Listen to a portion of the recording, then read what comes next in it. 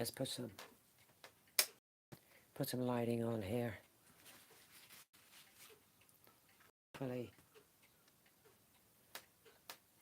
get sorted out here. I tell you something. I must sort my bench out. I must sort my bench out. This is absolutely no good.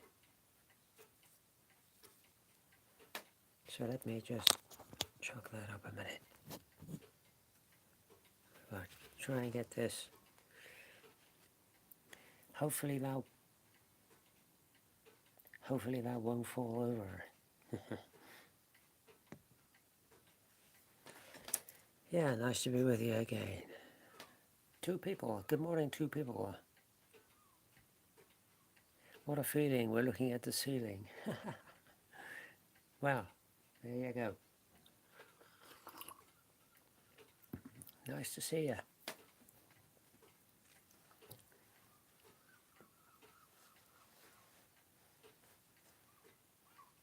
No spitting, no biting. What was that? No spitting, no biting, and no games workshop. Or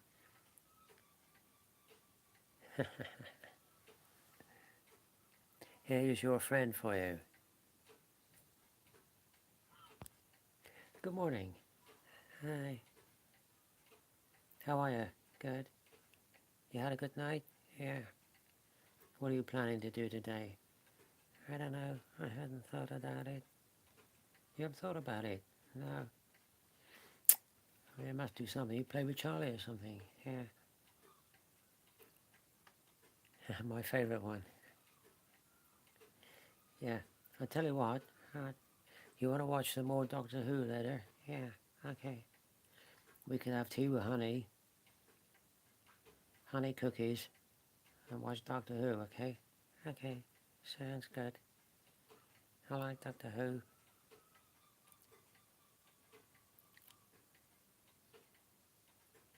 Enough boiled water. Enough boiled water and thinners for the colours, water palette, and some buckets of beer at my side. Well done.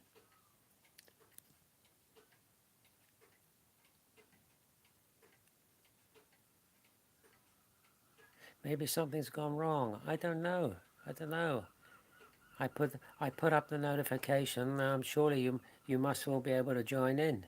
I've got 3 people watching now, so I don't know. I don't know a lot about this stuff, Ralph. Really, to be honest with you, I don't know how it all works and stuff.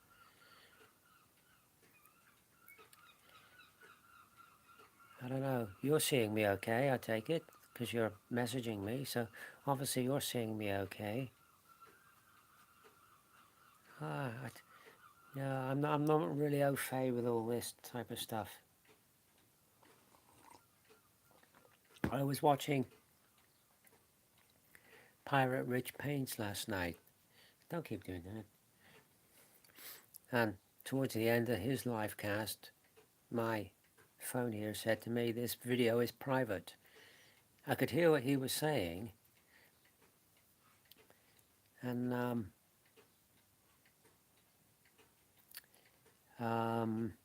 yeah, I could hear what he was saying, and I could see sort of like the picture in the background, but over the top of what I should be watching, it said this video is private. And that was like a couple of minutes before he finished. So why that was, I don't know. I don't know. Sometimes these things, they're a law unto themselves, these things. Right, so you're going to go and play with Charlie now? Because I got to get on and do some painting, okay? Ah, okay.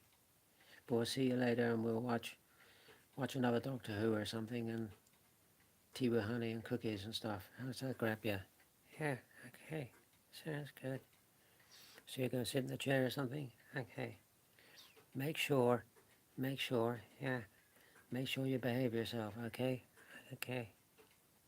There, somebody's just saying goodbye, look, in Germany. Bye, ape dude. Good night. See you next week. Alright, away you go. Right, what I gotta do, I was gonna I was going to, planning to do a live cast from somewhere else. Hello, everyone. Hello, hope you're well. I was planning to do a live cast from somewhere else, and unfortunately I went to check that somewhere else out, which happened to be a church, actually. I was going to do a live cast from the church, and I was going to stop sort of partway through, and I was going to have a look around the church and stuff. So I went there yesterday to check the church, make sure I could get a signal out of it, because you know what these churches are like. Very difficult to get signals out of buildings like that. So I thought I'll go in first, and it was all locked up.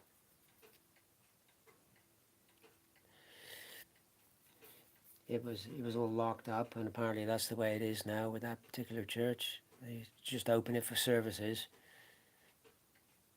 and the rest of the time it's locked up, which is a great shame, because it used to be, not until a few years, any day of the week, Sunday to Sunday, you could go in this church, it was open, and you could have a look round, whatever. So I'm disappointed in that. But anyway, here we are. So I gonna have a crack at this figure.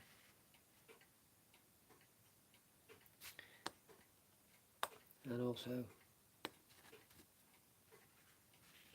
that guy there. I've come to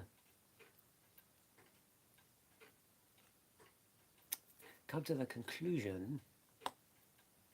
I have come to the conclusion that this is not very explanatory. It lists the colors there with the Vallejo numbers. It doesn't actually tell you what each color is, and it doesn't tell you where sort of each color goes on the figure. You got to sort of work it out for yourself. So I went online and checked all the colors out, what they are. I've got just about all of them here. I think I've got all of them here. But what I did notice was, which was interesting, what I did notice with Vallejo paint is some colors are listed twice.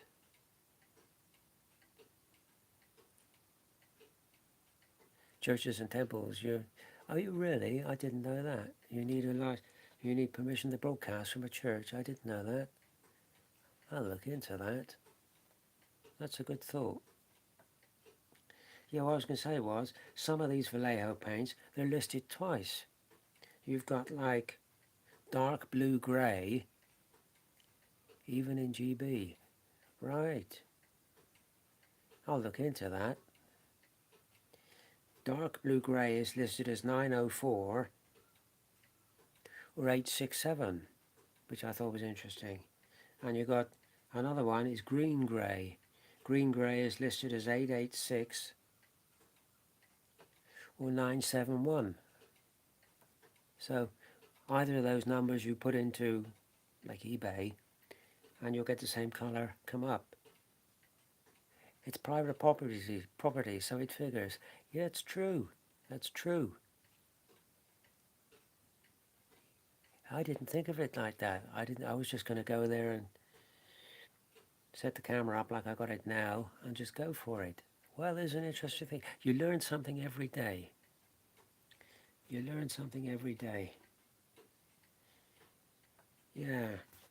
So that's not very explanatory from Masterbox. That's not great. So you sort of got to work out the color of these figures as you go along. So the only figure I could see for the guy's jersey there, maybe the new what? Maybe the new installation, the new paint range. It could be. Yeah. The only color I can see that could be his jersey is that dark sand. But it looks a lot lighter than the picture. but I can't see that it would be any other those colors there. Dark grey, sea grey, whole red, flat earth, 983. 983, flat earth. Ah, it could be that, couldn't it?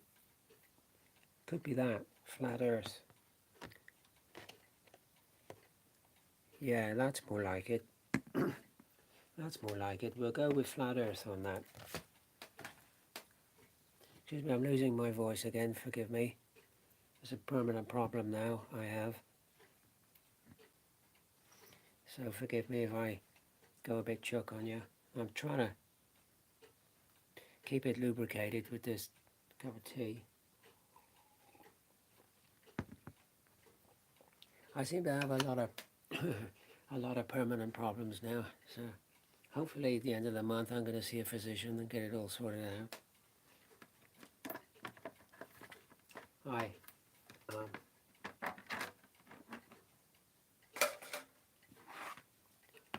Oh, brand new wet palette. I have a vague idea what it is, which is doesn't please me in the slightest. Knowing what it is or what I think it is, it's not good. It's not good. But can't be helped. I'm gonna soldier on regardless. This is not gonna stop me.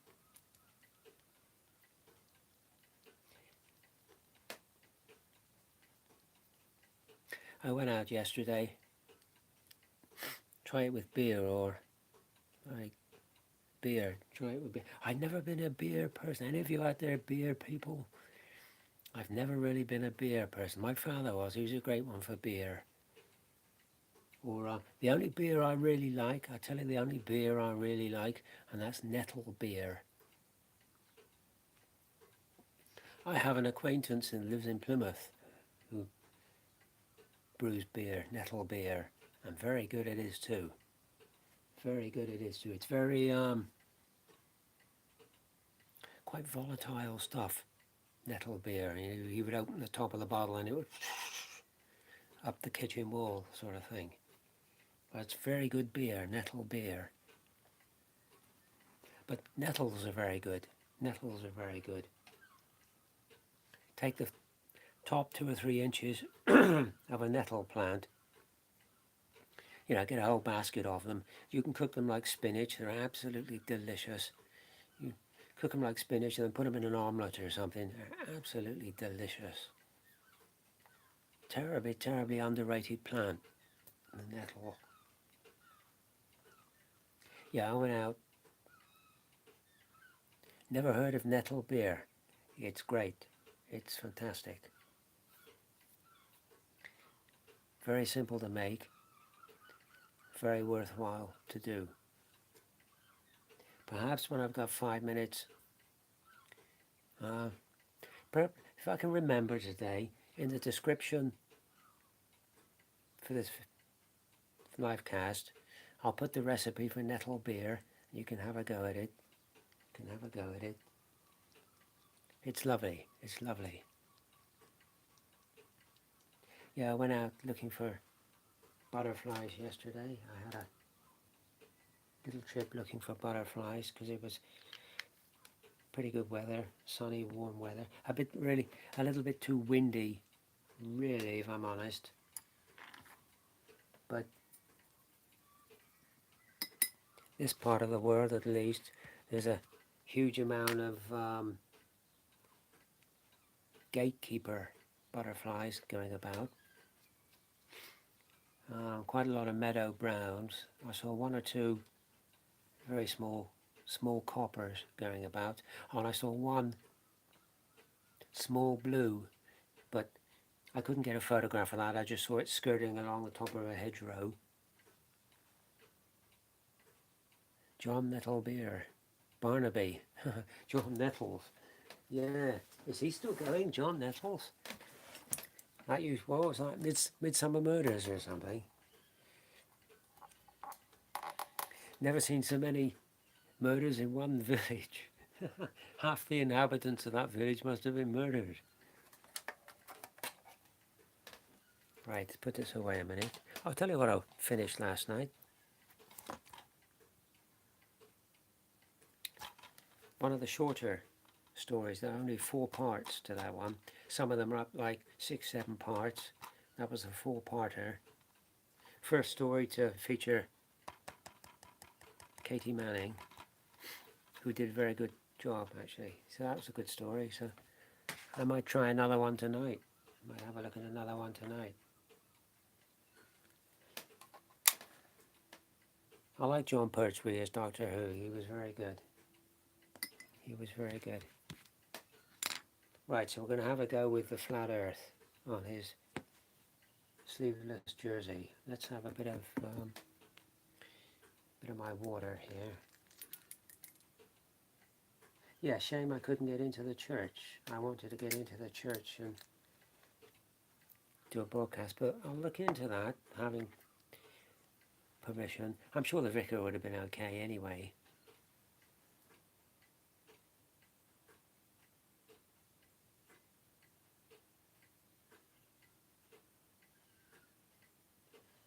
Yeah, but there you go, it was all locked up and we wasn't going to get in the church.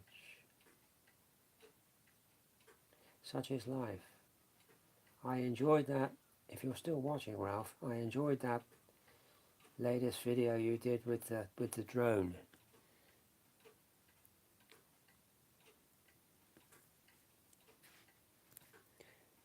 I never get into the, what was that? I never get into the Doctor Who thing. But I still love the Daleks. Simple words, no regrets. Yeah,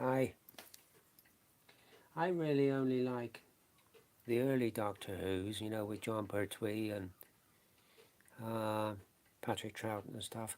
I can more or less go with Tom Baker, but after that, I'm not really interested after that.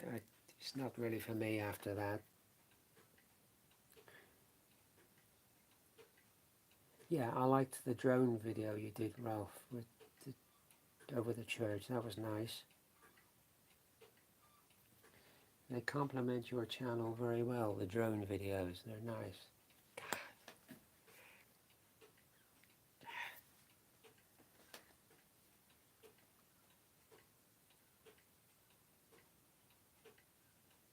Gives you a whole different perspective on life, looking at it from a drone.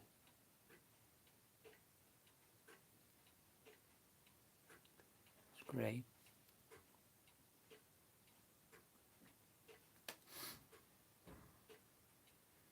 Yeah, I would think we're on the right color with this flat earth.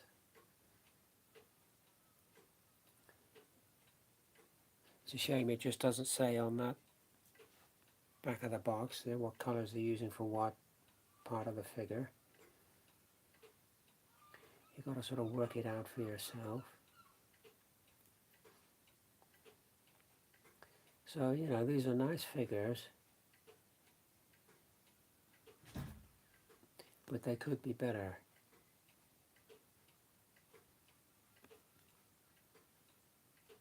They could be better.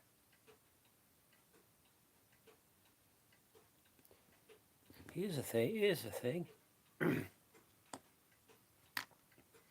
I'm in my local WI, right? So they want a new banner, so they carry out parades and stuff. So I said, I'll make it. I'll do it for you. Because I know what it entails carrying a banner, because I used to do it for the old Cornwall Society, which their banner was far too heavy and far too cumbersome. So I know what's needed in a banner. So I said, I'll do it for you. Not knowing whether I could do it or not, I just said, I'll do it for you. So I've got all the stuff here to do it now.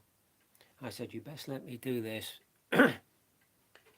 whilst I'm still capable of doing it, because there's going to come a point, I think, where I'm not going to be capable of doing much. So one of the things I ordered was a couple of templates, because on this banner we want a Cornish chuff.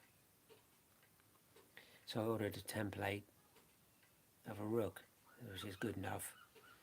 because I can colour the beak red and the legs red and turn it into a chuff, that's no problem. So anyway, I waited for these templates to arrive, and eventually I get a chit through the door saying, we won't deliver this item until postage is paid. But it said on the listing on eBay, free postage. So anyway, cutting a long story short, I pay the £2.50 postage. I did that online. Go to the sorting office in town and get the little letter thing.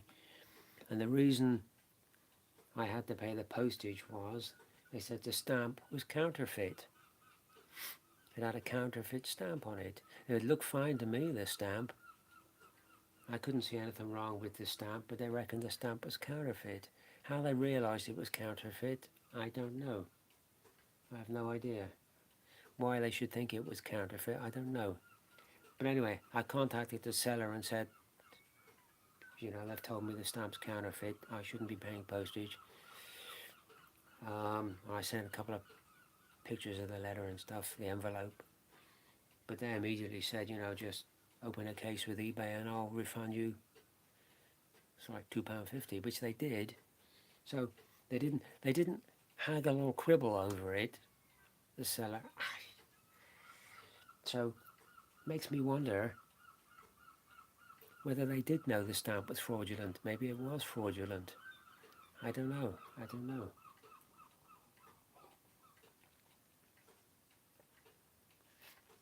No, we may never know. But it doesn't look fraudulent, the stamp. It looks perfectly fine.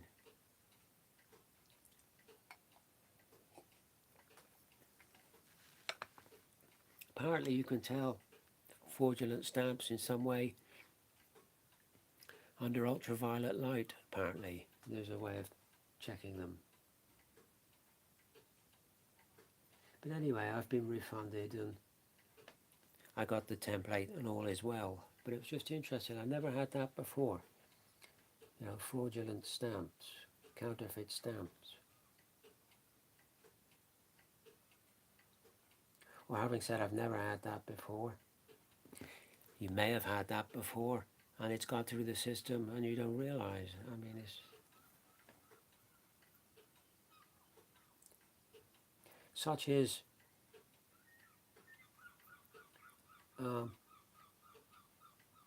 the way of things these days. People will try and counterfeit anything, not just money. It's stamps, clothing, even things like bottles of vodka and stuff. You can get counterfeit ones. Such is the time in which we live.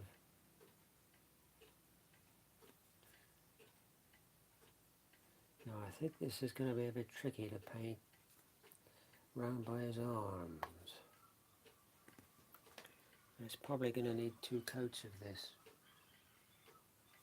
colour.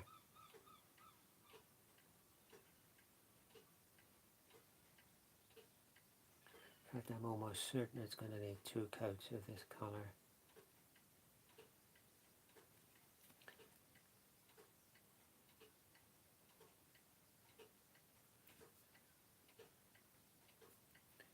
Yeah, fraudulent stamps. I can remember my parents collecting, any of you out there remember my parents collecting Green Shield stamps? That's a long time ago.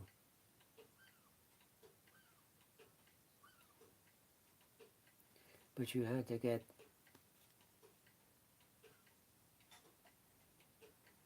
thousands and thousands of the wretched things before you got anything worthwhile.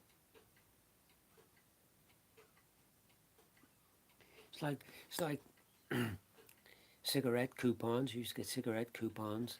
You had to smoke yourself to death to get anything worthwhile.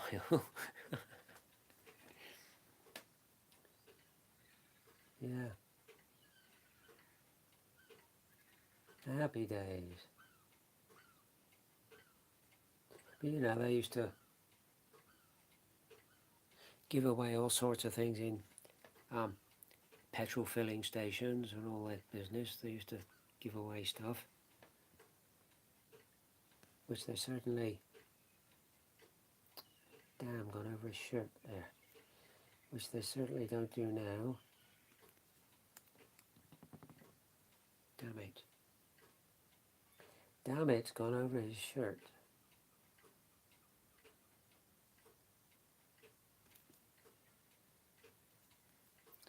Right, let's have a look. Right, so that's down there, isn't it? Okay, so we'll go down there.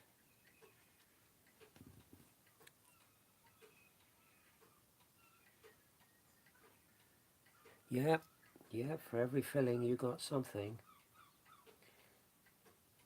I can remember my father bringing home all sorts of things from filling stations.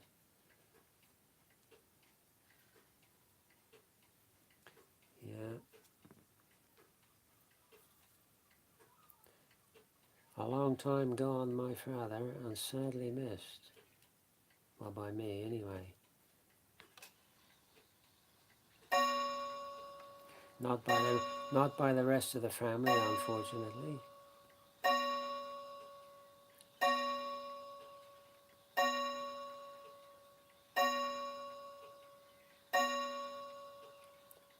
This is a bit tricky to get the brush in here to do this figure.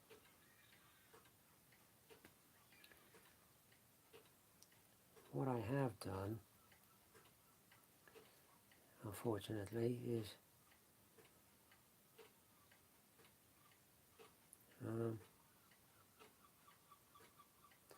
missed the top of his shirt. So I have to put that right in a minute. Ouch. Yeah, marvellous, Karen. Big splodge of brown under his chin. Well done. That's what happens when you slip, you see.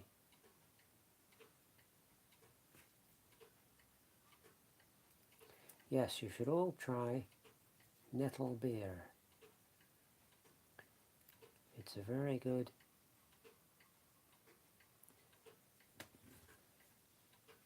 I don't know whether you can see that or not. Probably can't see that.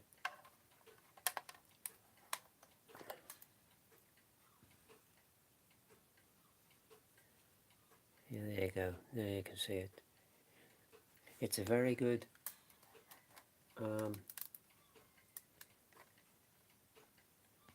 drink, nettle beer. I thoroughly recommend it. But you know, like I say, I'm not a beer person per se, but nettle beer is, I can well have a glass of cold nettle beer on a hot summer's day. It's very nice. Or cider, I don't mind cider either. Now I would think trousers on this guy, I would think out of that list, I would say it's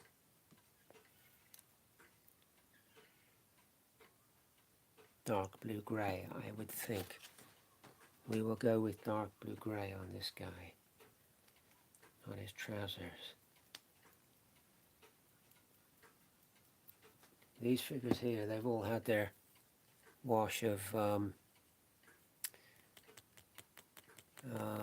what did I give them? Light tone. I give them a belt of light tone. So they're looking pretty good.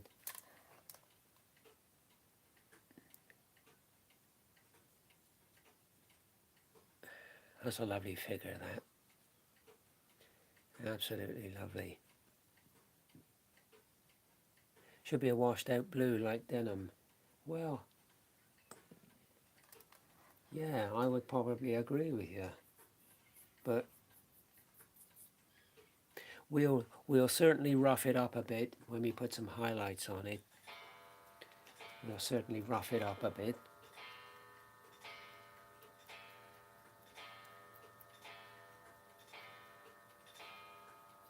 I'm going to get some flesh tone in a minute and cover up that splodge on his chin. Such is life. Hello, be that the postman. Could be the postman. Or post lady, come to that. Because 9 times out of 10 we have the post lady these days.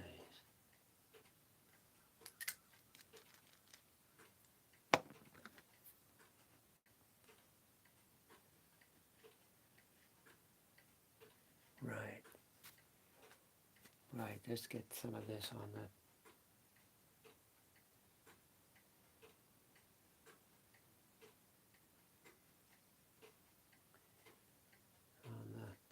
trousers.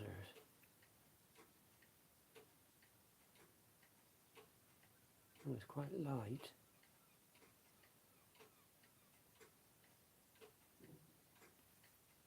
It's quite a light colour. I would say it's more grey than blue actually. But out of the colours we've got here,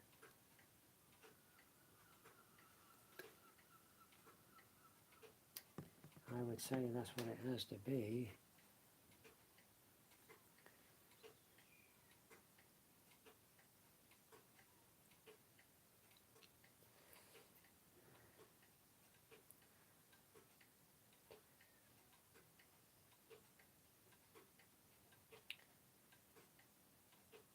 Yeah, nice set of tools in the giveaway this month, which I bought a set for myself at the same time. You can never really have enough tools on the bench. There's always tools you can use.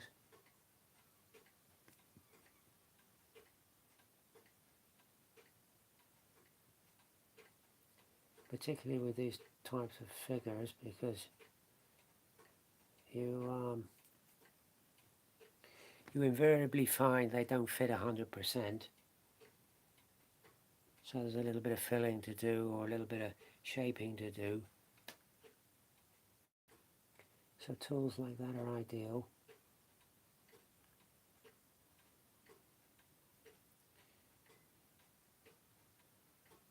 Army Painter makes some tools very similar to that, which I've got here.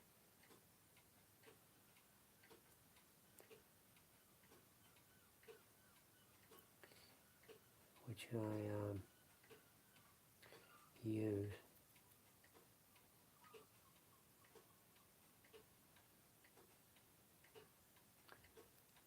Yeah.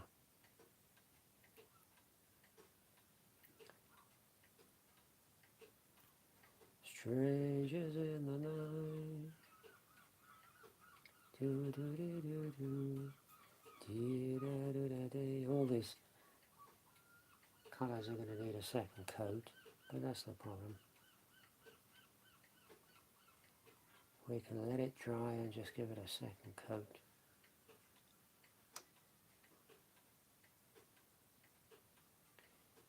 Yeah.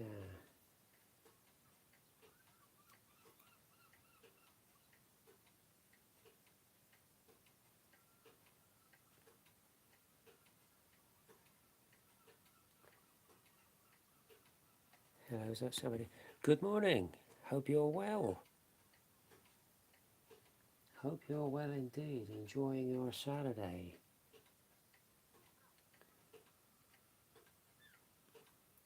I was just saying, see, now that you've arrived, I was just saying that I finished that one. You're a Doctor Who bud, aren't you? I finished that one. So that was very enjoyable. Very enjoyable story. And you really have come to find you need to follow these in sequence. You actually They're like, I thought you was into, who was into Doctor Who? Never watched Doctor Who. Who was it that was saying they was into Doctor Who to me? It was yourself, but obviously not. But what I was going to say was, although they're individual stories, you really need to have them all because they do sort of follow on.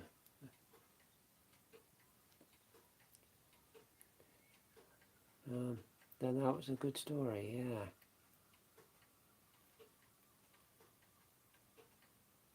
So I thoroughly enjoyed it. First time out for Katie Manning. Yeah, very nice, very nice. There you go, grey trousers.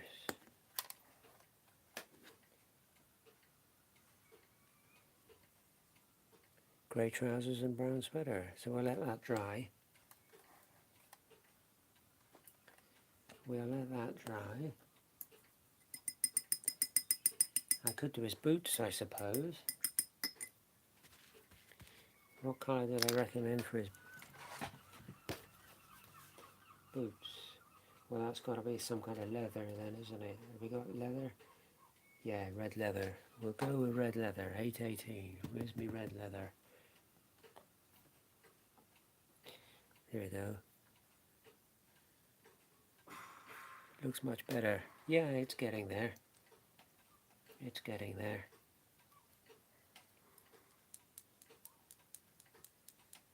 I couldn't use wargaming figures unpainted.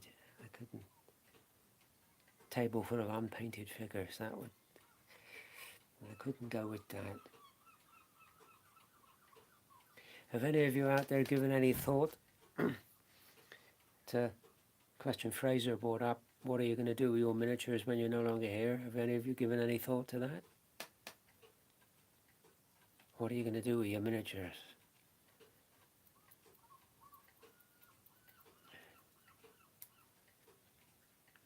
Because me personally, I would hate to think all my work ends up in a charity store. I would hate that. That would be the worst result ever, wouldn't it? Well, you personally wouldn't know it, but just traveling with that thought that it might happen, that it could happen.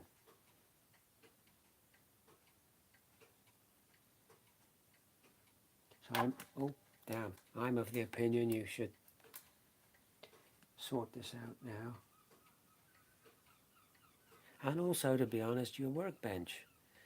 Because, you know,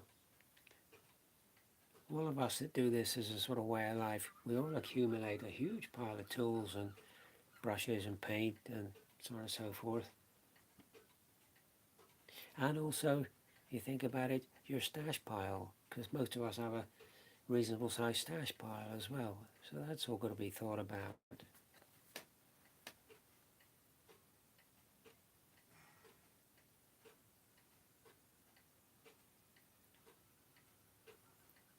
To be honest with you, I got some interested fellows from my figs, little rascals who would like to play them. Yeah. Well, you say that, like little rascals will play with them, but that's what we paint them for, to be played with. So, there's the postman. So, it's a nice thought. For me, it's a nice thought that they're going to be used. Hopefully, they will be used for what they're intended for. Right. Because I won't be putting them. I think my wife will just throw them in the bin and give them to charity. Yeah, see. But if you're not that bothered and you're not that bothered with it, that's fine also. It's just how you feel about it. It's just how you feel about it. Yeah, I actually, as you folks know, I don't have a wife to throw them in the bin.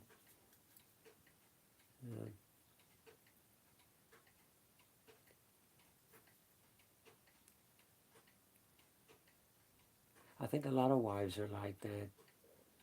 They can't understand the fascination of playing with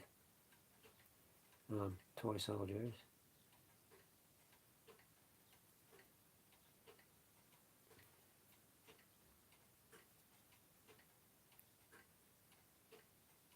It's a very fine hobby that I'm very glad I'm into. I mean, what would you rather be?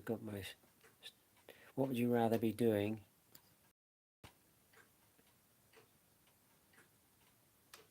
Books.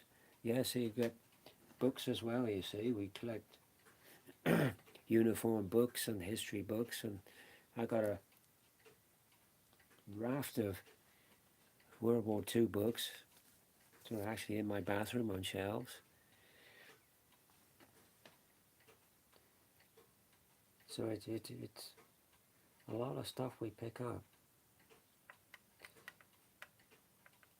But yeah, what else would you be doing? Would you be rather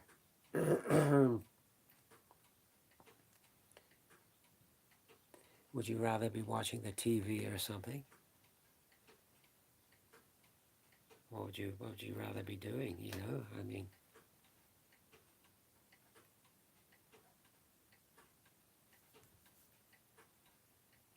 God, my voice is really going now. So sounds sounds like I've been eating old 78s or something. Broken cola bottles or something. Yeah, brown boots, brown leather boots. Yeah, he's going to look a nice figure, this guy.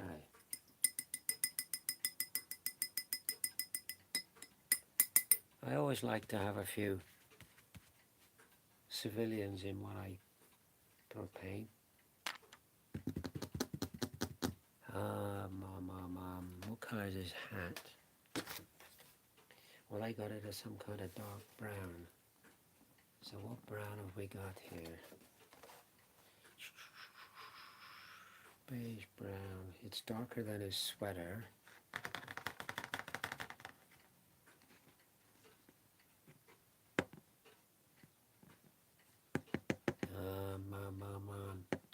What do we got here? Dark brown.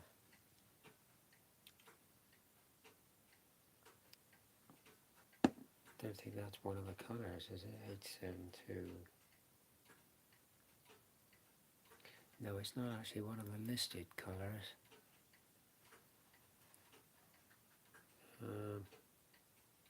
We'll go with chocolate brown for his cap, I think. I think that's what we'll do.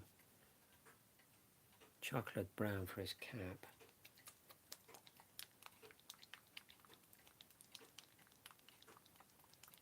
Then we'll give him a bit of wood grain on his rake.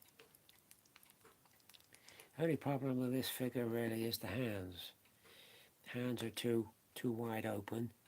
I didn't want to squeeze them to fold them in. I was in fear of breaking the fingers off or something.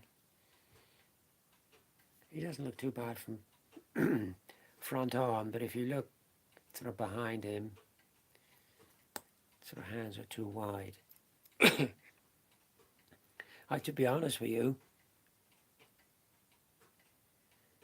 a light paste of sand. I got sand here somewhere. Dark sand.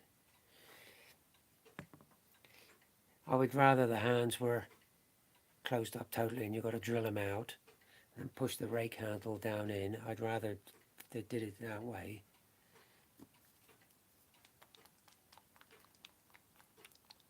But you know,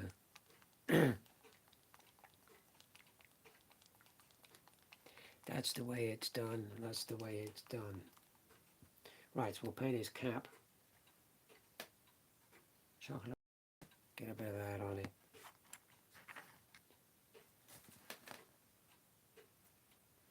I'm going to have to get a drink or something in a minute. My voice is going totally. It's one of the worst Saturdays I've had for this.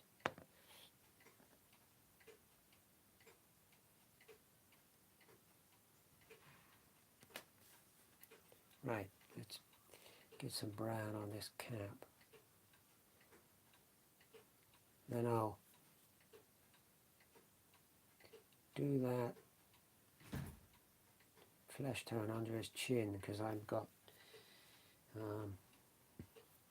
brown on his chin, which is a wretched nuisance.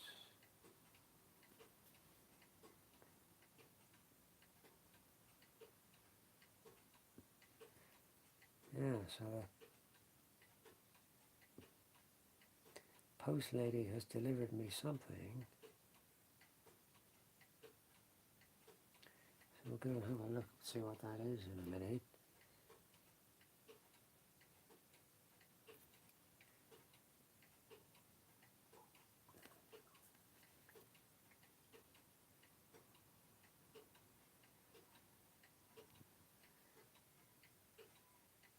Yeah. Anybody got any plans for Saturday? What you gonna do?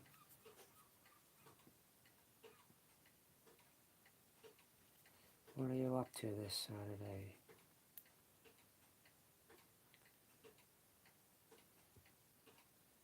When's the next cricket? Anybody know when's the next test match?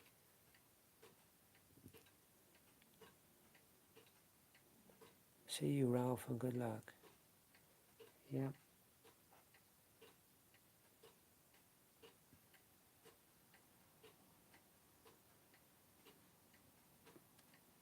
When's the next test match? Do any of you know?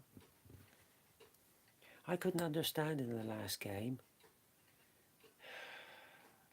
We were trying to, the object of the game is to win, surely. What we were doing, we're bowling bouncers and short balls, and the Australians were just ducking under them. What's the point in that? Come on, you've got to try and...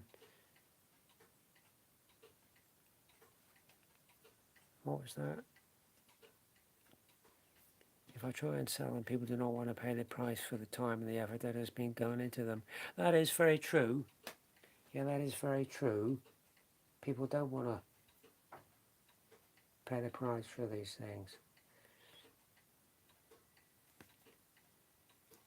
It often makes me wonder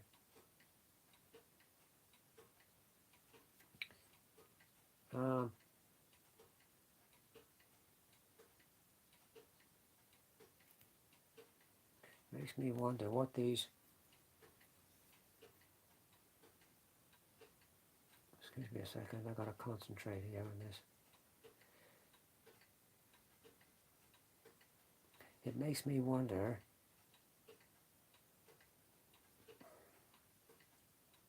what these professionals charge for a batch of figures, a batch of miniatures.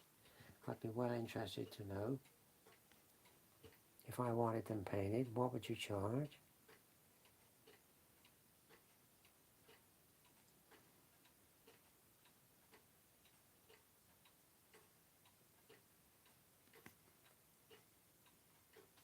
Right, I just want to go down a little tad.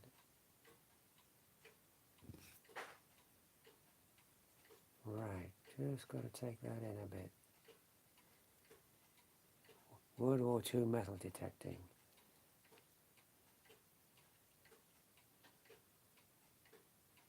Which is a nice channel, I like that actually, World War II metal detecting.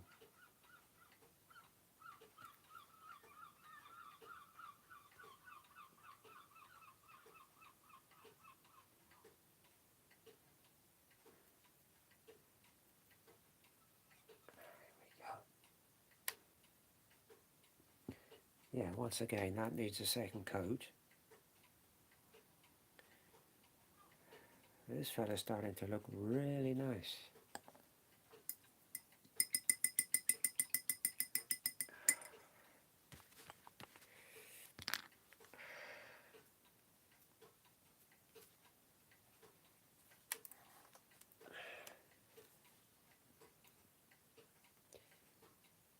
Let's get rid of that a minute.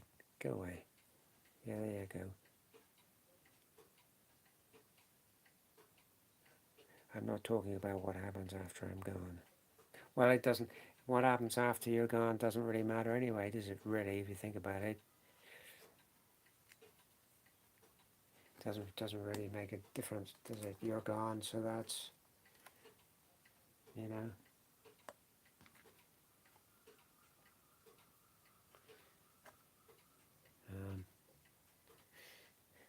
To be honest with you, where's the flesh tone? Oh, I think we can all pretty much work out what's going to happen after we're gone. If not before we're gone, it's all going to go tits up. Well, it's going tits up now.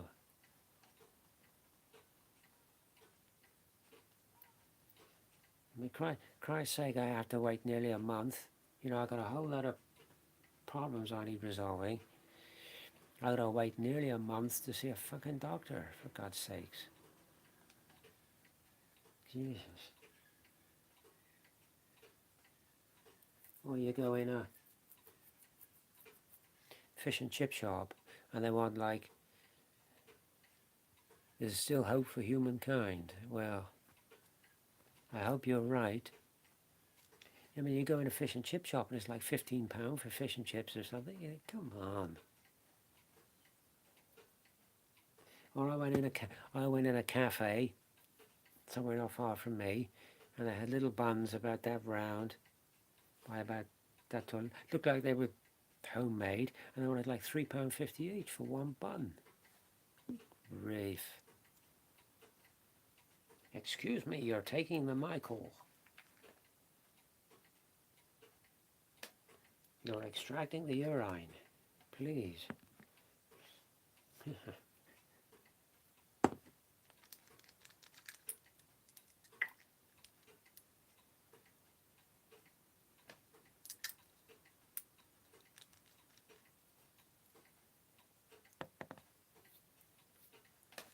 Right, let's get this chin sorted out, because I inadvertently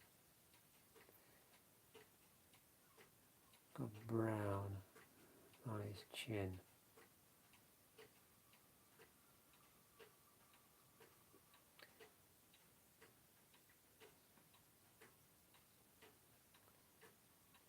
There we go. Leave that dry, then we'll add a bit of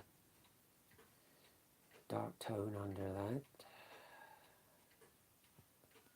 Right, let that dry a bit. Right, let's give the rake a bit of colour. So we'll go with our rake paint. We'll go with wood grain. We'll make it look like a well-used sort of rake.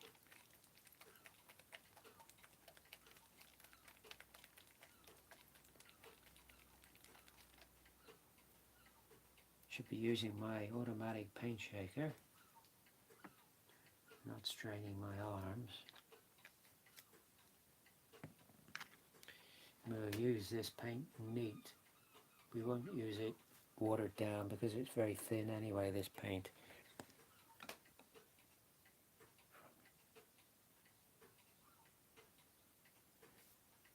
What was that about survival kits?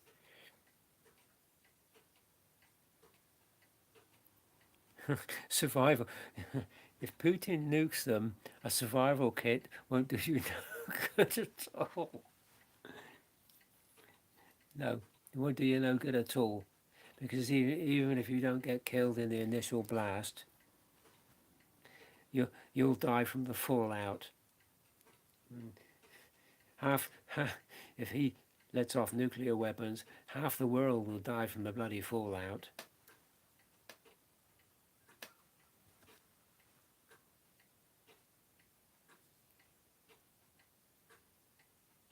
But I do think he is a bit of a madman, isn't he, old Putin?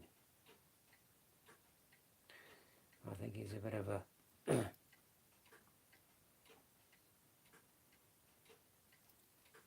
nutcase.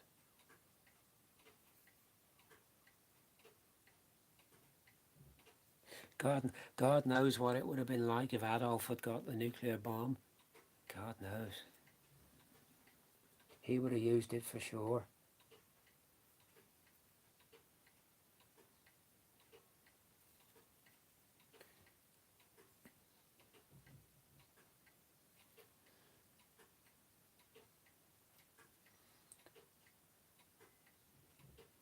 I suspect if Adolf had got the nuclear bomb, half of Europe would be missing now off the map.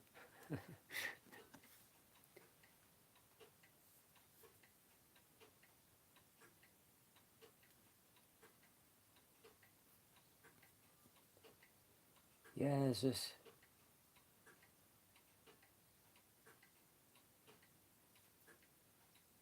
awful human trait, isn't it, to be like this? To kill one another and destroy and be destructive and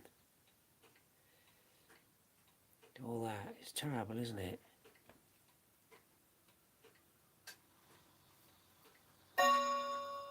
What was that about Survival Kids?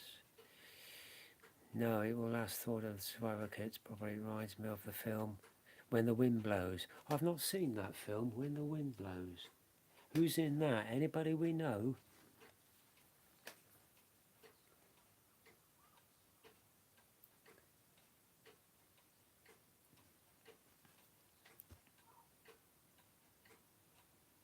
Yeah, if the wind's in the wrong direction, that's the trouble, you see. That's the thing.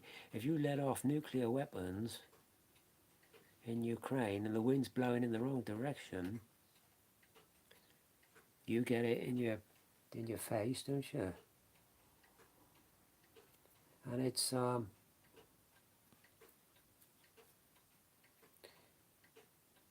as I know from living on the coast here, the wind can change direction very quickly.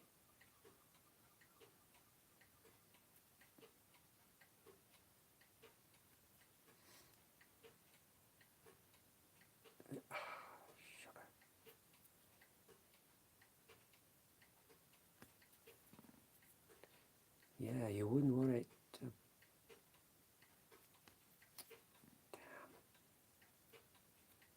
You wouldn't want it to blow back on yourself, would you? Nuclear fallout.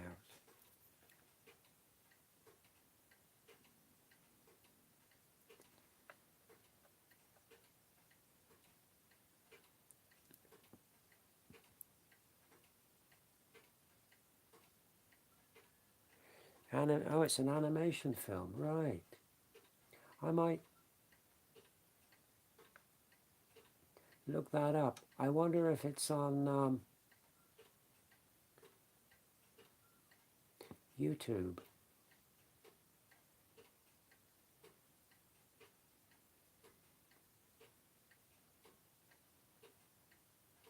That's fiddly painting this rake handle.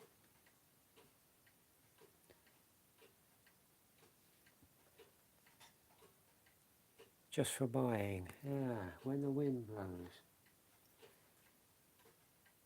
I can imagine it's a sort of apocalyptical type film.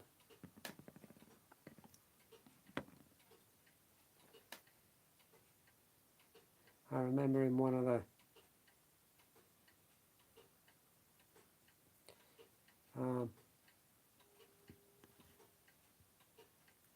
Planet of the Apes films, they let off an atomic weapon. Beneath the Planet of the Apes, I think that one was called.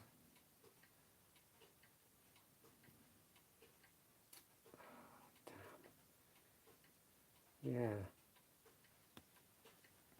And they have from 1986. Oh, look up that film, When the Wind Blows. Yeah, they had Beneath the Planet of the Apes, and they had these people with terribly mutilated faces that you used to wear human masks, and they had this nuclear weapon there, and they used to worship it. God the Bomb and the Holy Fallout and all this business. I don't know why man has to be so damn destructive all the time and so aggressive towards his neighbours and all this business. Is it just down to greed or what? I don't know. I don't know.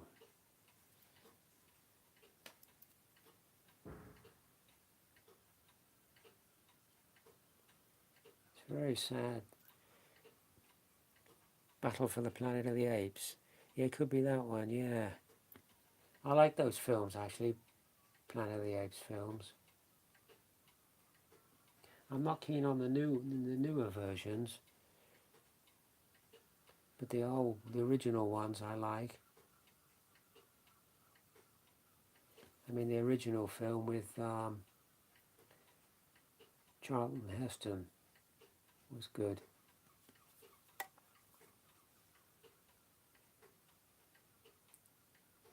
It was an interesting concept, you know, traveling forward in time and then coming up to people or coming up to a world that people were sort of redundant and it was ruled by apes.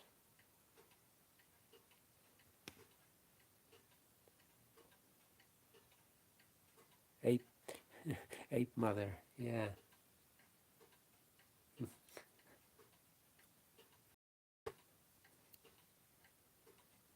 Maybe I'm ruled by an ape. Edie Fogmanis. Right, there you go, that's the rake done, or at least it's a coat of paint on the rake. That's fiddly to paint that around his hands, not to get it on his arms and stuff. What I'm going to have a crack at now is I'm just going to get some of this AK Interactive Creme Weiss.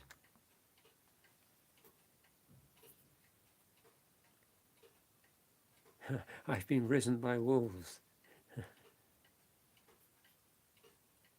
Creme Weiss. And we're going to do the collar on his shirt stuff. I did the arms, but I neglected to do the collar on his shirt. Who was it in history that was raised by wolves? Oh, wasn't that Romulus and Remus, the founders of Rome? There's an image of them suckling on a wolf or something. Creme Weiss is a good solution. Yeah, it's an ideal colour for the base for white shirts and stuff. It's ideal. I could use dark sand because they're very, very similar. Romulus and Remus, yeah. So you could use either of them really. I just happen to have gone with Creme Weiss. And then highlight with some ivory. And finally, very, very final highlight is a little bit of pure white. That should give you a good shading on your shirt. Or in the case of this figure, on the blouse.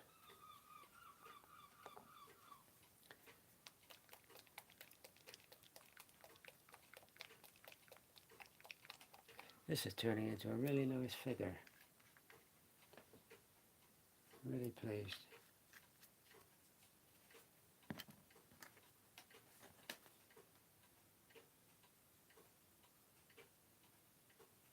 Right, let's have a look at the shirt.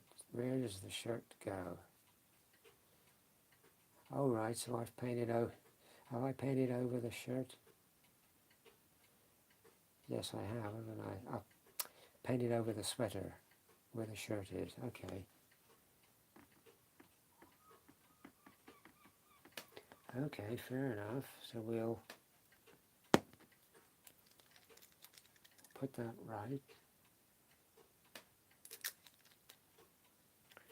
We'll put that right.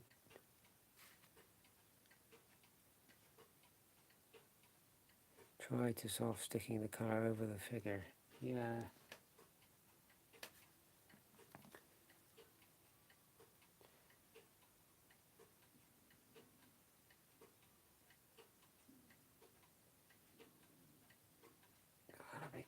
just don't get it on the neck.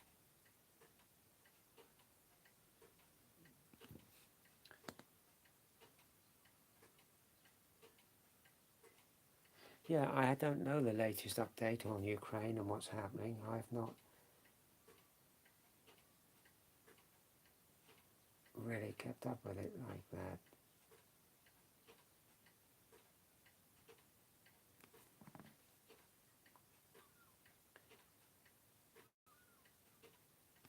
I don't know what's going on, but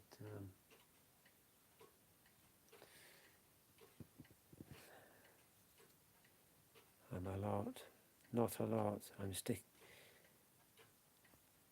that? I'm sick of building figures and I'm sick of painting them at the moment, so they have all been put aside for now. Well, we all get like that. We all get like that. I've had it here where you just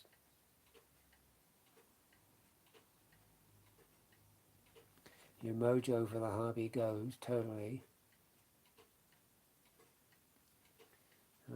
It happens to the best of us.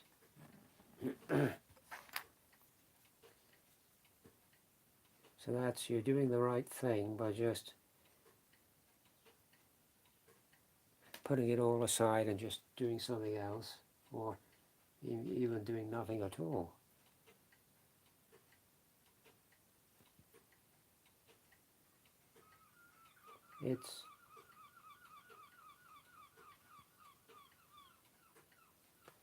It's a very tough hobby.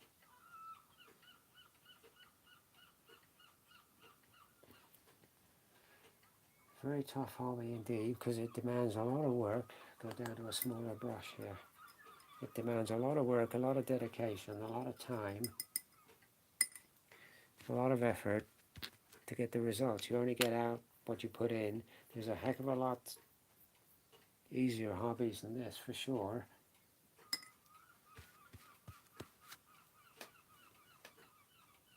Right, gone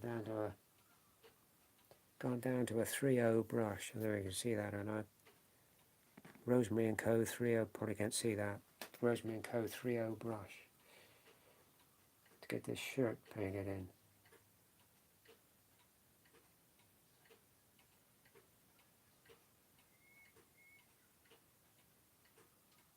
Yeah, for sure, it's a tough hobby. And yeah, you do get days where you get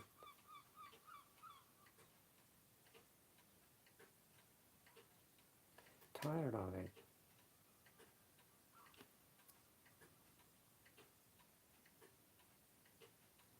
My lamp is flickering.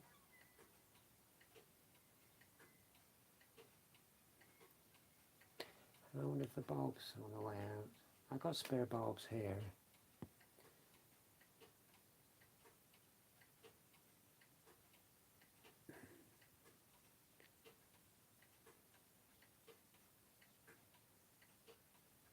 What was that? Meters and meters of... Give me a second and I will...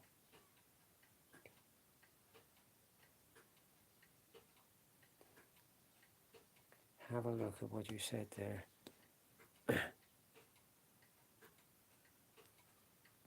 What was that?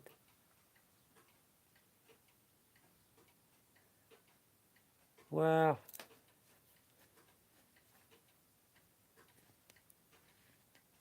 meters and meters of the getting forward, and the Russians sounds a bit like World War One. Yeah. Yeah, there's always various reasons why people would say things.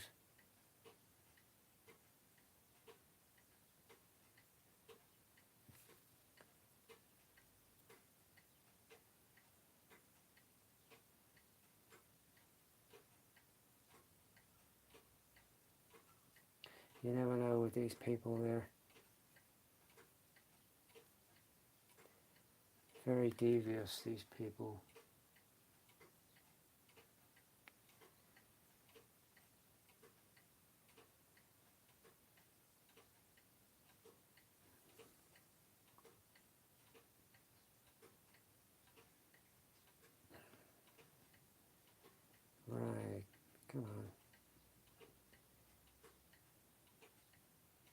going to look nice, this figure, but it's very fiddly to do, this figure.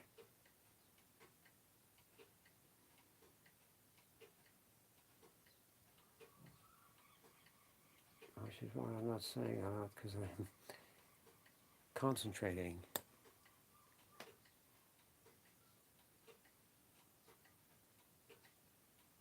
Never really leaves you. Yeah, that's right. It reached him and the power. Yeah, you're right. It's all a power trip and an ego thing and all the rest of it, these mad nutcases. Yeah, you're right. The bug never leaves you for painting these things. But you do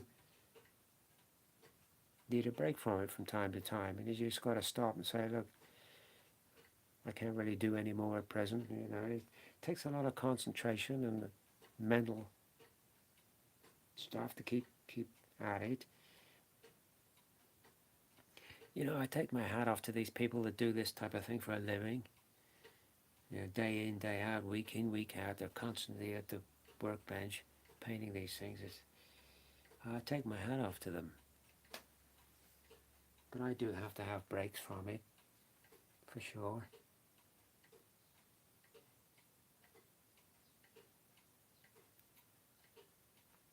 But you're right.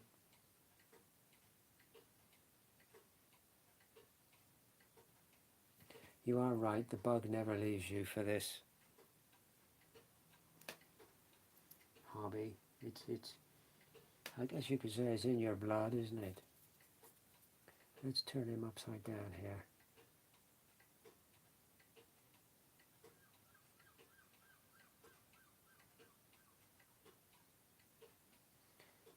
It's in your blood.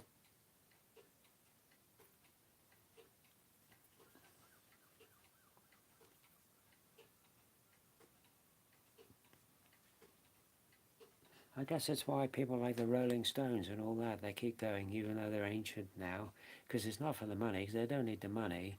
I guess they just love doing it. They just love doing what they do.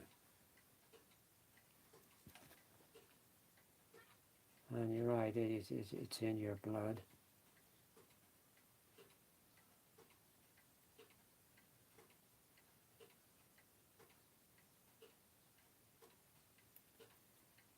It's in your blood.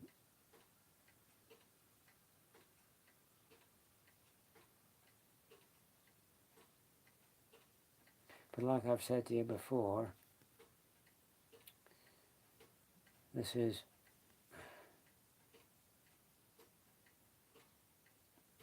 one thing I have to thank my mother for. My love of toy soldiers.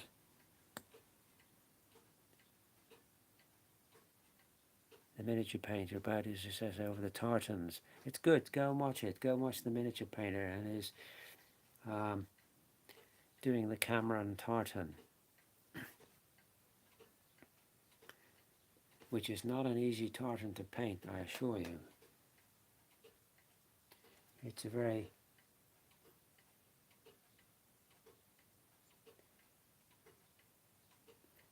busy tartan, Cameron tartan. There's a lot going on in it. I have done it in 1/72 scale, that tartan.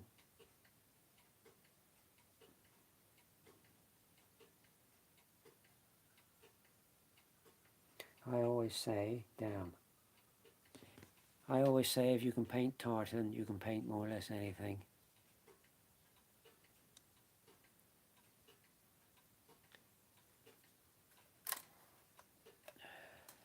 The way you can see that. But that is the collar on his shirt done. Probably not a good view of that, but that is the collar on the shirt done. I notice under the shirt he's actually wearing some kind of t-shirt or something, so I have to paint that in. But we'll leave that dry for a minute.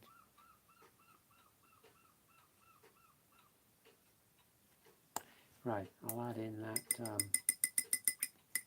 shadow under his chin again, because we inadvertently painted it out with a splodge of brown. So we'll take a little bit of the base color,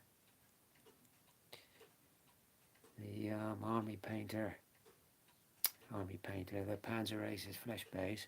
We'll take a little bit of that and we'll add in some German Sea Pale Brown, just to darken it down a bit.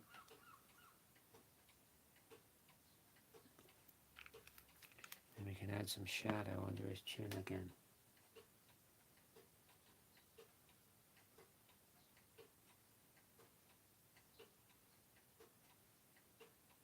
Never worry if you make a mistake. Never worry or panic. It can always be corrected. You can always go back over it later.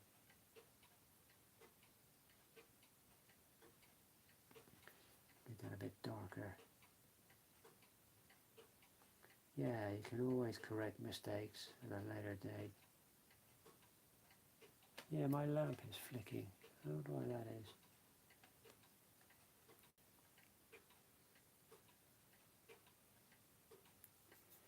There we go.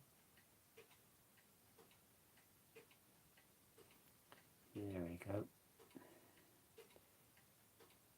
Bingo. Bingo balls. Right, got a little bit of wood grain on his arm, we'll paint that out. Yeah, very nice figure, this. Generally, by and large, Master Box figures are very good, actually.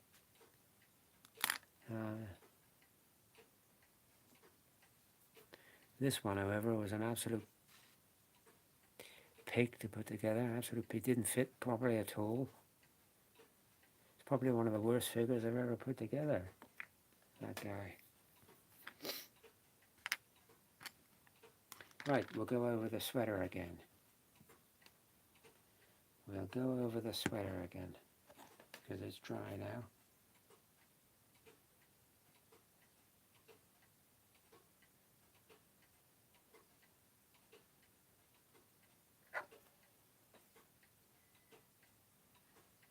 Give him another coat of flat earth on the sweater.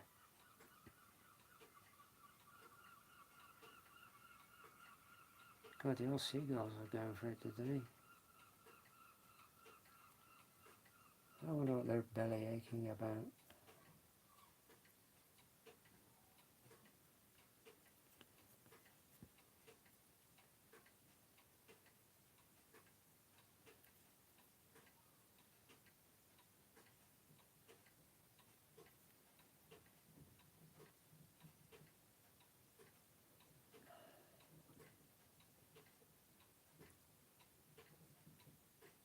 Yeah, I'll try and remember when this live cast is uploaded, I'll try and remember in the description to put in recipe for nettle beer, so you can all have a look at nettle beer. It's absolutely lovely. Well, I think so anyway. I used to make at one point, I used to make elderflower champagne, which is also lovely, but I've come to the conclusion it's too volatile, so I won't have it in the house now, it's so volatile. I've had exploding bottles here, because it's so volatile. I don't know why. I don't know why these terrorists use Semtex and all that. They should just use elderflower champagne. Absolutely bloody lethal. I bought a bottle of that on a Boeing 747. You bring it down to earth.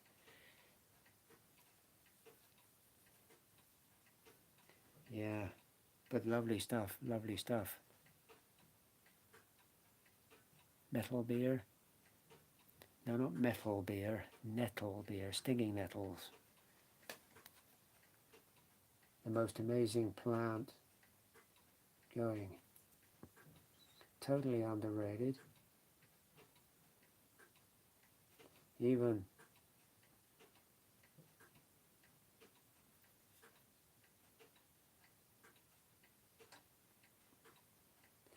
Neolithic man knew the value of nettles.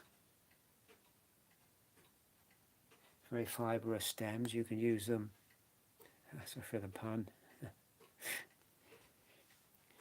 even the fibrous stems they would use to bind arrowheads onto the shaft. And once they wrapped it round with the nettle fibres, they would put a mixture of pine resin and charcoal over the top of it to fasten it. You can't use pine resin on its own, it's too brittle, but they had enough up there even back then to realise this, and they worked out if you put charcoal with it and mix the two together, it's no longer brittle and it makes beautiful glue for arrowheads. Clever people even back then, they're really clever.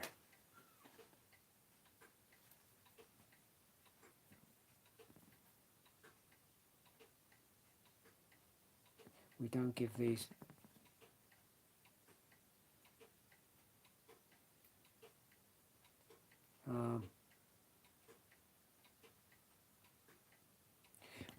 these primitive hunter-gatherers the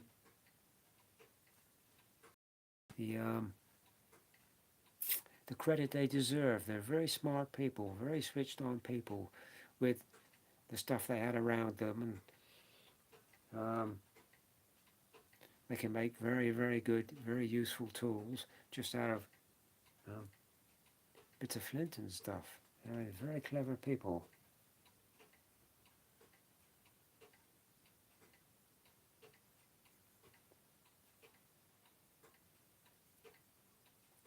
Right, I'm probably going to have to go down to a smaller brush in a minute.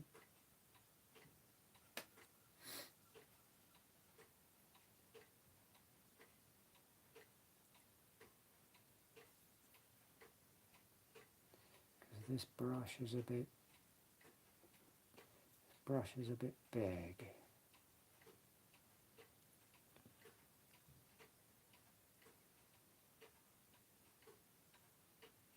More redcoats and tartan, yeah, indeed. If you're doing things like the Jacobite Rebellion and all that, and Culloden and all that, that's a lot of redcoats and tartan. Yeah, that's a trial to paint all that lot, isn't it? I got very tired when I was doing the Napoleonics. I'd painted so much Prussian blue, I was sick of the sight of the damn thing. In fact, in the end, I was sick to death of painting Napoleonics. It was a real grind to churn them out, but I did it. I stuck at it, and I wouldn't touch any of this stuff until I had done it. I made a special point of doing that because I thought if I start touching this stuff, that's not going to get finished. So I gritted my teeth. I got the job done, but I was sick of it. But that's a real test of stamina, painting all that tartan. I wish you all the best with it.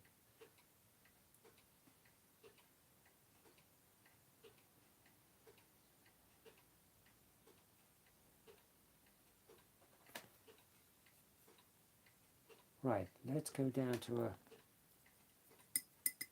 smaller brush.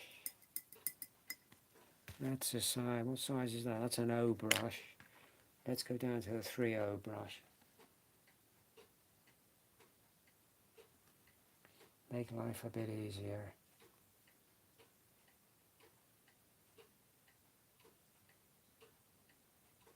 Well, hopefully make life a bit easier.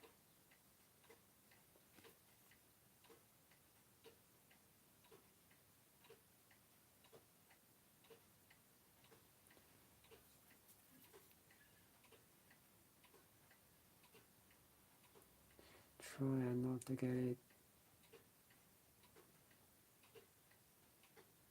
on his face, etc., etc., or his hands.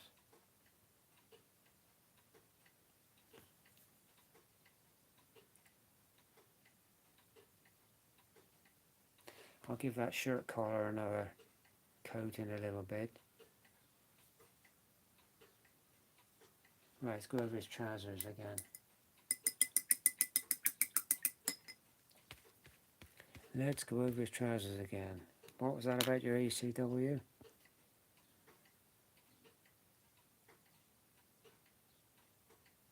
Yeah, yeah, yeah, indeed. Painting any colour for a prolonged period is a mind bender, really, whether it's like say tartan or red, or in my case it seemed to be Prussian blue, or like you say grey. That it's, yeah.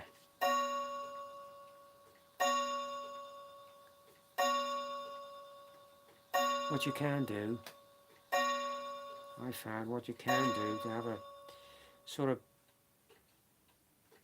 break from it but keep doing stuff periodically, as you know if you follow my videos. I would stop painting and I would make a building or a piece of terrain or something like that, trees or something, just to, I'm still doing stuff for the project, but I'm just having a break from that, in my case, you know, Prussian blue and so on and so forth. But yeah, it is tough. It's a tough, as I've said to you earlier, it's a tough hobby. It's a very tough hobby. Like painting a lot of Denison smocks in a row is quite tough, and I'm glad to be doing the civilians because they're a lot simpler, which is nice. But I have the medics here to do. Thankfully, that's the last Denison smocks I will do for a considerable time because I am tired of painting Denison smocks. But they're got to be done, so I'll get on and do them. I don't know how many we got. 1, 2, 3, 4, 5, 6, 7, 8, 9. We've got 9 Denison smocks here to paint. So I'll get them done. They're base coated with khaki grey. It's just adding the brown and the green now. So I'll get that done. I haven't painted that guy's hands. Don't know if you can see that or not. I've not painted his hands. I've done his face, but I haven't painted his hands. I'll get on and do that. So yeah, progressively painting, or painting anything, samey. It gets progressively tougher and tougher, and it then becomes a grind, and that's when you need to do something else. But that's the same with anything in life. If anything stops being fun, or starts being a grind, or becomes sort of unpleasant, it's time to do something else, to go and do something else. Yeah, I'm still thinking about parachutes actually, and to that end, you know, I was saying the parachute is 35 feet in diameter, which for 135 scale is great because that just makes it 12 inches. That's a modern parachute. What they call, I think they call it an X10 type parachute. Here's the hoop I bought, which is a 12-inch hoop, which I was going to use to gauge the size of the balloon to make the parachute. But I now read that a World War II parachute is not 35 feet, it's smaller than that. It's about just under 24 feet. About 23.5 feet, I think, was the diameter. So that hoop's already redundant. So it seems odd. It seems odd that the parachute has got bigger I mean, they don't seem to carry as much kit now.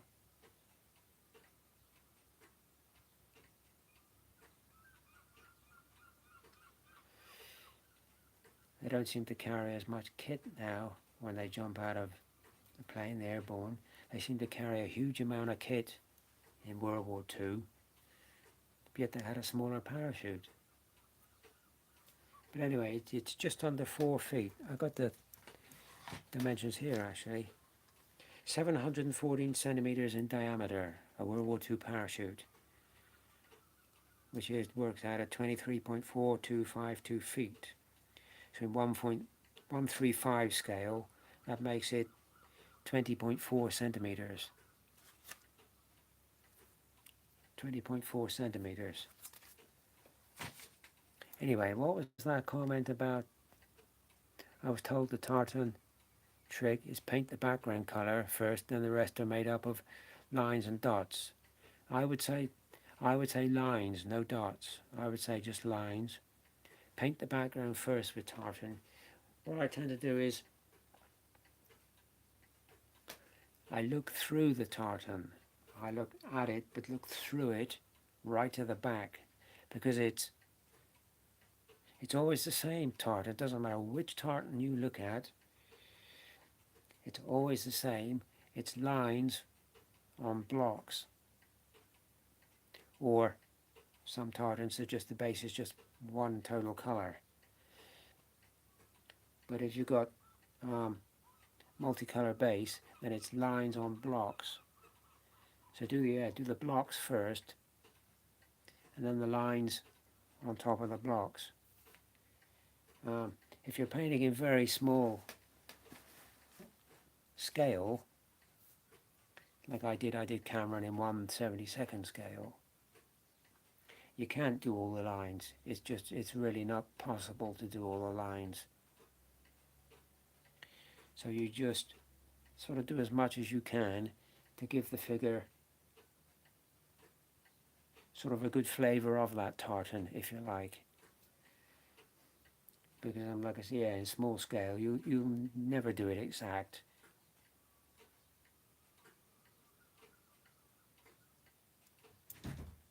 Yeah, that's the way to go. Look through the tartan, right to the back of it, right to the base. See what the base colour is, or the blocks are. Then put your blocks on your kilt. And then you can go with the lines. Then you can say some lines are on top of other lines. So you look at the lower lines and you put them in.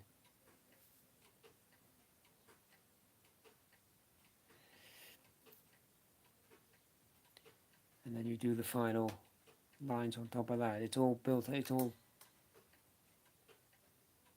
look at it, it's all layered. Blocks, lines, and then more lines on top of that. And you get the hang of it, you get the hang of it. You get the hang of it. It's all practice. It's all practice. You start off with a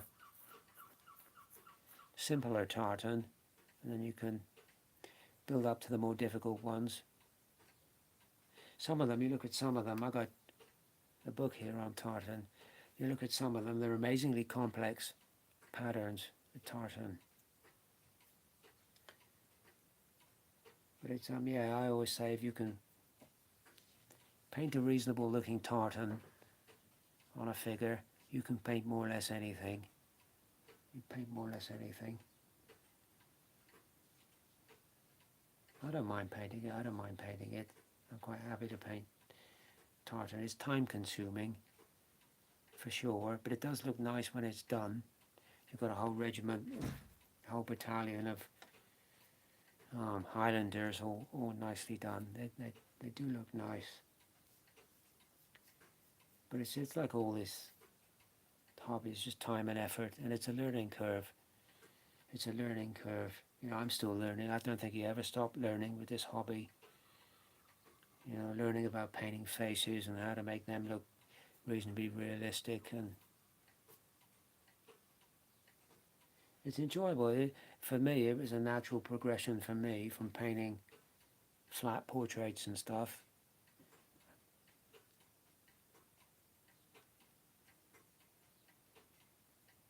Yeah, indeed. You can imagine weaving a tartan, on a loom or something like that, a hand loom or something like that. That's an incredible skill, isn't it?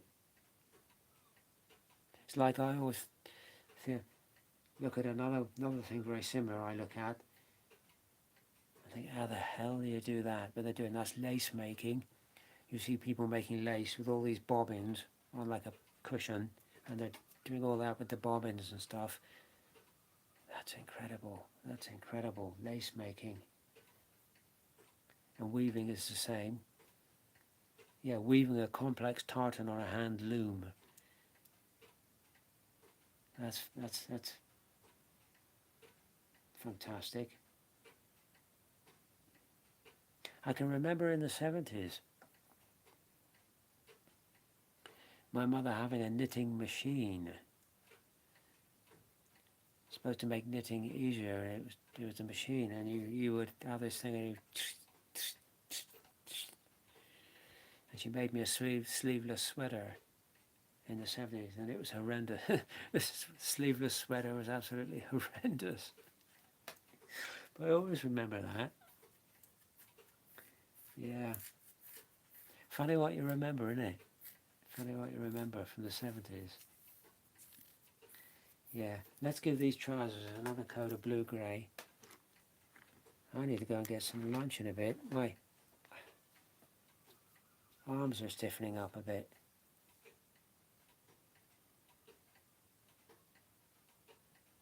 Yeah, even a blanket, making blankets and stuff like that. In the early days, it took a lot of doing. It took a lot of doing. You see what some people made hundreds of years ago, and you think, how the hell did they do that? Well, like making the pyramids. How the hell did they do that? I mean, incredible. Incredible. Some of these stone statues and obelisks and stuff, it's like, wow, incredible. There's actually so much in history that we think we know that we actually don't know. What we know and what we think we know are two hugely different things. Space yuppies. Who knows? Who knows? You might be right. Who knows? They might have had help from extraterrestrials. Who knows? You know, what we know and what we think we know are two different things. It's like people always say, Columbus discovered America. Crap. Oh, absolute crap. Everybody knows the Vikings got to North America way before him. Leif Erikson and people. Or Sir Edmund Hillary, first man to climb Everest. What a load of crap. These Sherpas, they run up and down it in an afternoon for something to do, and they're bored. I'll just run up Everest. Run up to the top and run down again. And here we are saying, oh, Edmund Hillary, the first guy to get up there. Oh, crap. Anyway, everybody knows George Mallory got up there before him. All right, he didn't get down again. He fell off the bloody twat. But he got up there, I'm sure. He got up there.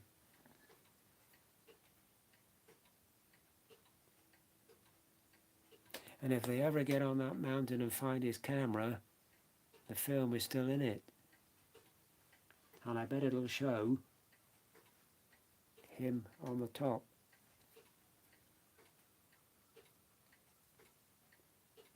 So loads of this stuff in history, what you're taught in history, and what you're taught in history at school,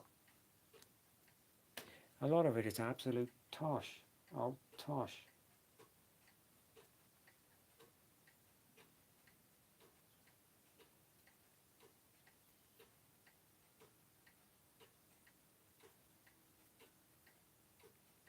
But that's what they insist on teaching you in school.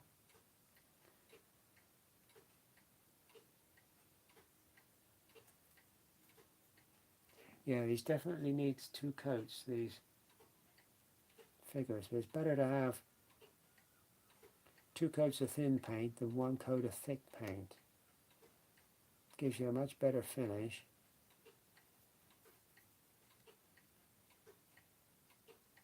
How long have we been going on this? 1 hour and 40 minutes. Well, we'll give it 10 minutes and I'll go and get some lunch and a cup of tea. My voice has managed to hold out this morning, which is good. I'm sorry we didn't get a live cast from the church, but you know, such is life. Hang on, I'll check that comment in a second.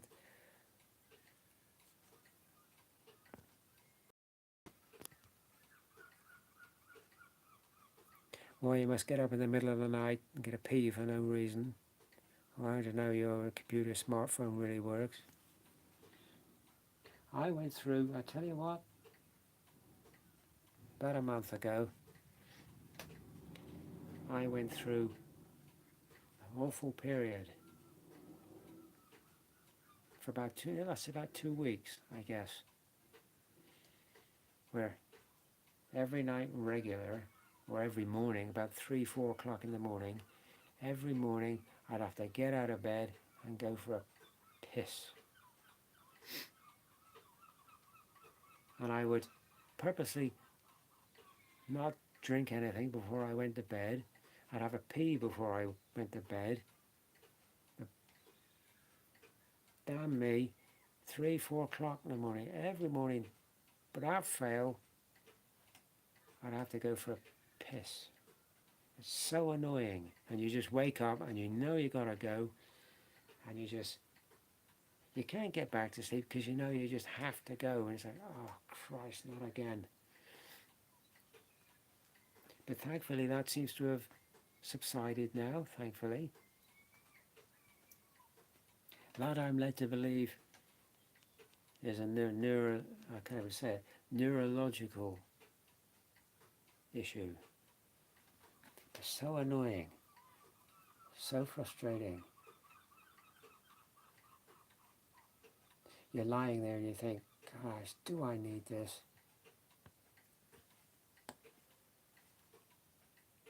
Why the Celts were so angry? Well, I think the Celts were angry because they were taken over by the bloody Romans. I'd be pretty angry being overtaken by the Romans.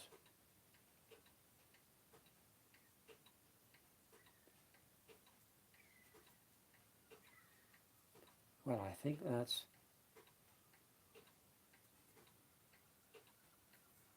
pretty good for our trousers.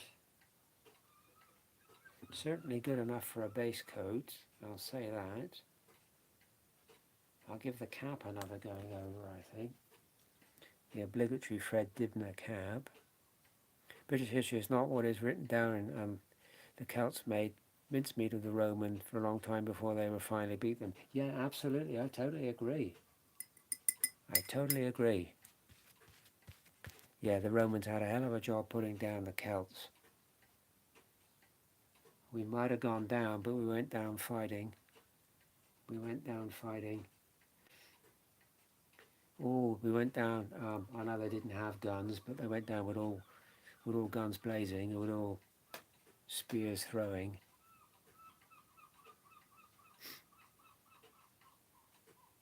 And the Romans didn't go into Scotland, they built a wall. They weren't going to go into Scotland and tackle the Scots. No, sir. No, sirree. Right, chocolate brown on his cap. We'll put a bit of chocolate brown on his cap, this guy. He's looking good, this guy. He is looking good.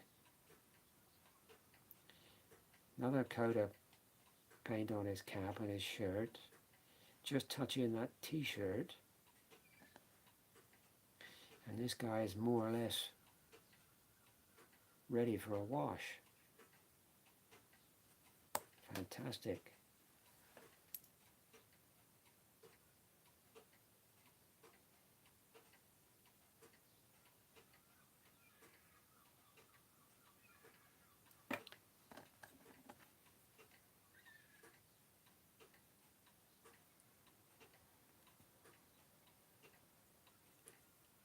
Yes, peeing every morning is not a lot of fun.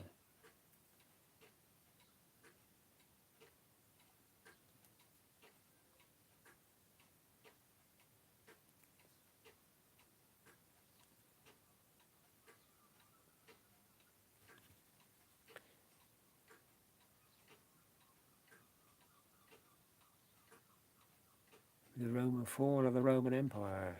Septimus Severus tried it, but he only shows some before he went back behind the border. Yeah, yes. Yes, it was sort of basically tried, but it was,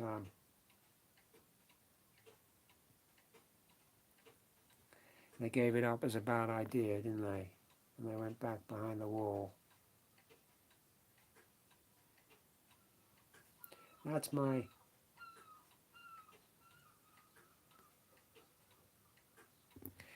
next job actually after I finish these civies and the medics. So I've got 2 Roman forts to build for 1/72 scale. So we're going to have a crack at them. They're going to look nice. The airfix. Every day you must be careful. Yeah, indeed. Indeed. Yeah, the airfix 1/72 scale forts. I've got a couple of them here. I've actually got 3 of them actually. But I'm only going to build 2 at the moment. So that's the next job after I finish this civies and medics. Did I ever say to you? I never said to you I wanted the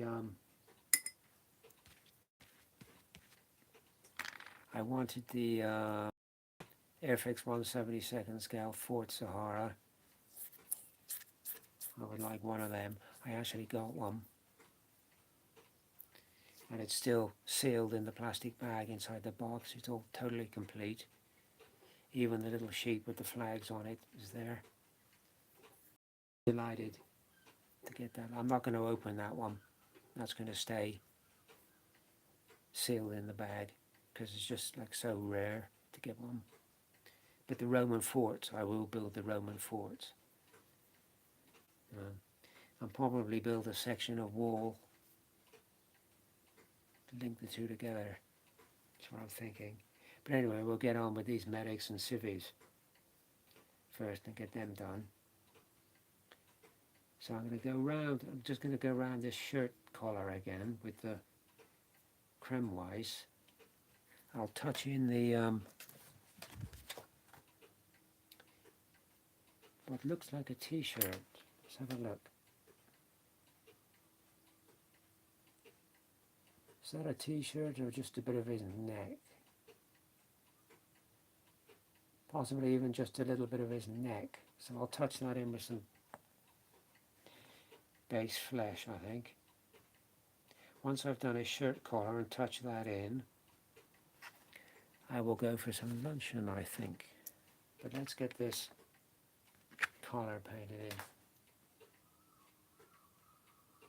Wow, nice to have you all on board this morning. It's been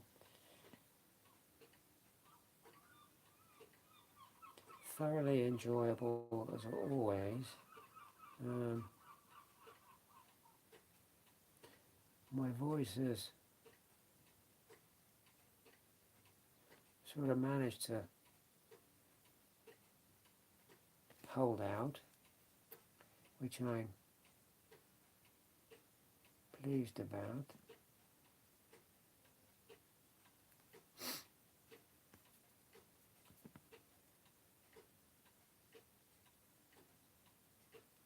I'm going to try and paint as much of this stuff as I can before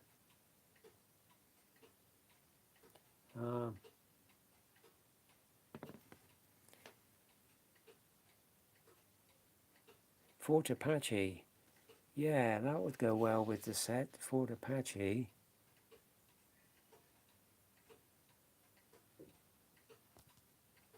I might look into that. That's not a bad idea. I might look into that. Fort Apache.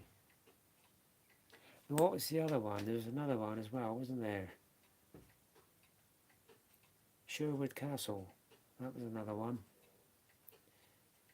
Yeah, I think there was 4, wasn't there? Fort Sahara, Roman Fort, Fort Apache, and the castle. Sherwood Castle. Because I've got the Robin Hood figures here for that. And my idea for that was, for the castle, I've got the mini art castle here. So I was going to have a go at that. So I've certainly got plenty to do here for sure. And I want to do is, and the coastal defence, yeah. I can see you're a bit of a buff on your airfix.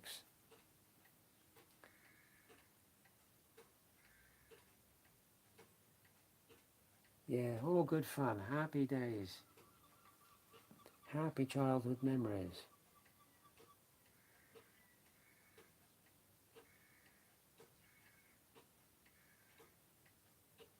And used to get them vehicles that were made out of sort of polythene plastic. World War II vehicles.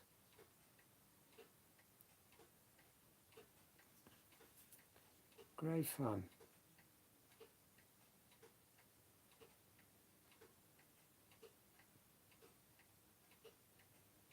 We have a lot to thank Airfix for, because that's how a lot of us sort of got into toy soldiers and stuff, was the Airfix stuff, which, as I've told you before, my mother used to buy me a box each week, these 1/72 scale figures. Great fun, happy days. Happy days indeed. This is what I say to people.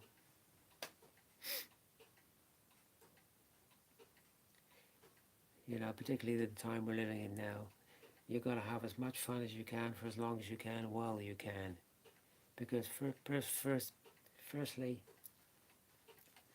you're a long time dead. And secondly, it's all going tits up. So you need to enjoy life.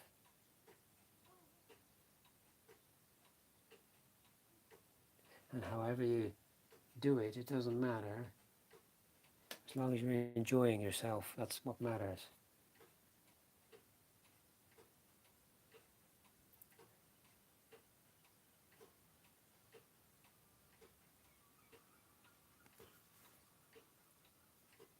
Yeah, that's not bad now. I thought at first it was like a t-shirt, but it's not. It's actually folds in the skin of his neck because he's like an old guy. Right, I'll see you next week, hopefully all being well. What was that?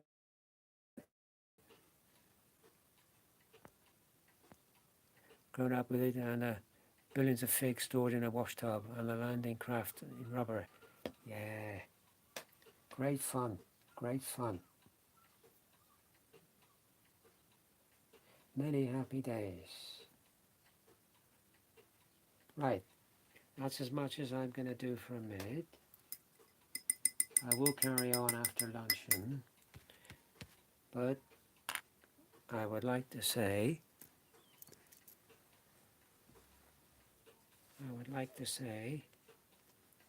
we would like to say goodbye, wouldn't we? Yeah, goodbye. Oh, come on, you can say a bit more than that, can't you? My God. Well, just say something nice, okay? Oh, okay. Ladies and gentlemen, I hope you all have a nice Saturday. I hope you enjoy what you're doing. And don't get into trouble. Behave yourself.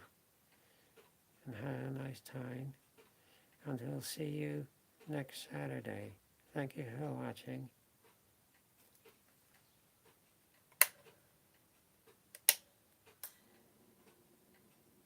Is my bulb going?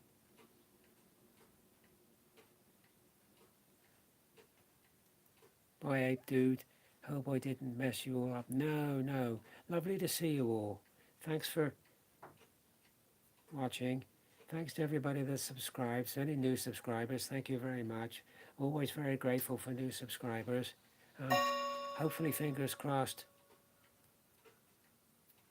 See you next Saturday for more chit chat and painting. You say goodbye? Yeah, okay. Good night. Have a nice Saturday. Good night. That's going, isn't it? Oh, it's actually gone, Ellie. The bulb's gone. Ah, shit. The doll's gone. Yeah, it's gone. Okay. Luckily,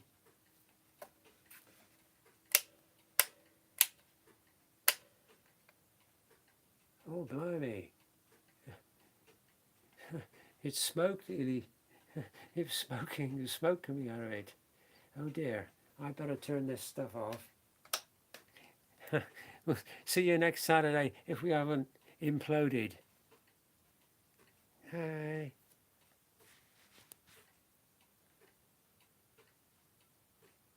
Come on, turn off.